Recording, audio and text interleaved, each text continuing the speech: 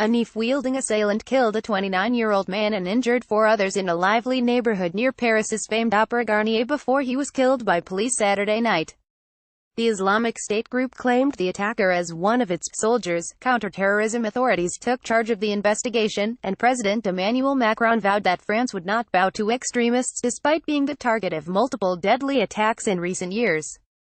Paris police officers evacuated people from some buildings in the Right Bank neighborhood after the attack, which happened on Rue Monsigny at about 9 p.m.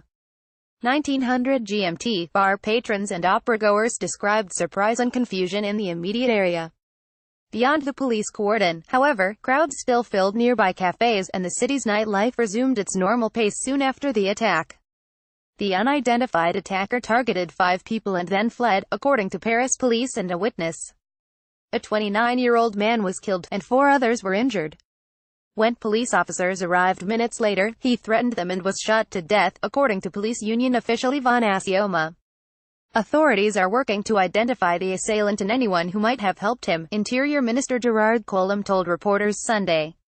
Prosecutor François Molins said counterterrorism authorities are leading the investigation on potential charges of murder and attempted murder in connection with terrorist motives, at this stage, based on the one hand on the account of witnesses who said the attacker cried, Allahu Akbar, God is great in Arabic, while attacking passers-by with a knife, and given the modus operandi, we have turned this over to the counter-terrorist section of the Paris prosecutor's office, Molins told reporters from the scene.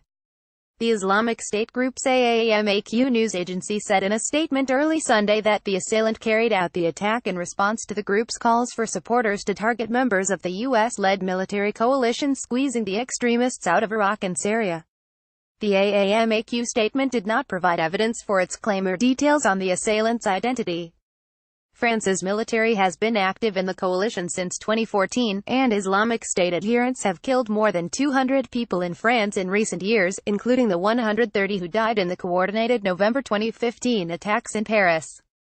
President Emmanuel Macron tweeted his praise for police who neutralized the terrorist, and said, France is once again paying the price of blood but will not cede an inch to enemies of freedom. Saturday's attack occurred near many bars and theaters, as well as the opera. France's BFM television interviewed an unnamed witness in a restaurant who said a young woman was at the entrance when a man arrived and attacked her with a knife. A friend came to her aid and the attacker left, hitting on all the doors, all the shops, the witness told BFM. He turned onto another street, and everyone scattered, the witness said. I was having a drink with friends and we heard a boom, a witness named Gloria, who had been in a nearby bar, recounted on Saturday night. She said she went outside to see what happened and, I saw a guy lying on the ground. Another witness described leaving the opera house and being told to go back inside because of the attack. The Interior Minister said the lives of the 4 injured people are no longer in danger.